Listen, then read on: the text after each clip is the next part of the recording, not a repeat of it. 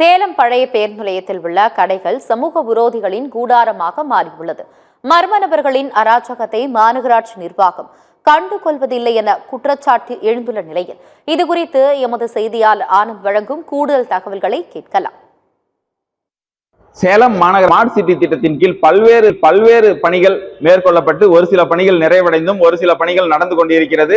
அந்த smart city திட்டத்தில் இந்த பழைய பேருந்து நிலையமானது தரம் உயர்த்தப்பட்டு புதியதாக ஈரடுக்கு பேருந்து நிலையமாக அதன் பணிகள் நிறைவடைந்து முதலமைச்சர் இதனை திறந்து வைத்தார்.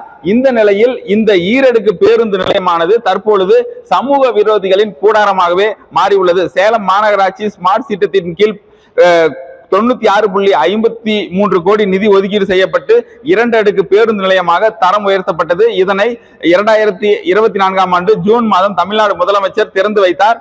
இந்த பேருந்து நிலையத்தில் குறிப்பாக 300 கடைகள் அமைக்கப்பட்டது. ஒவ்வொரு கடைகளுமே தற்பொழுது சமூக விரோதிகளின் கூடாரமாகவே மாறியுள்ளது. குறிப்பாக இந்த 3 தளங்களுமே ஒரு காதல் ஜோடி பூங்காக்கள் இருப்பது போலதான் எங்கு பார்த்தாலும் மாணவ மாணவிகள், கல்லூரி மாணவ மாணவிகள் என அனைத்து தரப்பினருமே ஜோடி ஜோடியாக அமர்ந்து கொண்டு பல்வேறு சட்டவிரோத செயல்களிலும் சமூக விரோத செயல்களிலும் ஈடுபட்டு வருகின்றனர்.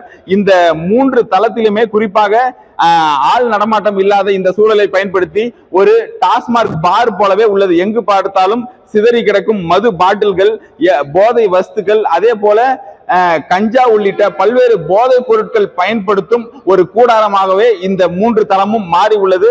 தொடர்ந்து உடனடியாக சேலம் மாநகராட்சி நிர்வாகம் இந்த பகுதியில் ரோந்து பணி மேற்கொள்ள வேண்டும். அதே போல காவல் நிலையத்திற்கு அருகாமையில தான் இந்த பல்வேறு சட்டவிரோத சமூக விரோத செயல்கள் நடந்து வருகிறது.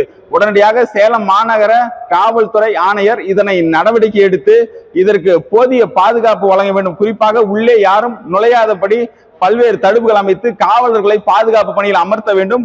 அப்பொழுதுதான் இந்த போன்ற சமூக விரோத செயல்களும் சட்டவிரோத செயல்களும் நடைபெறாமல் தடுக்க முடியும்.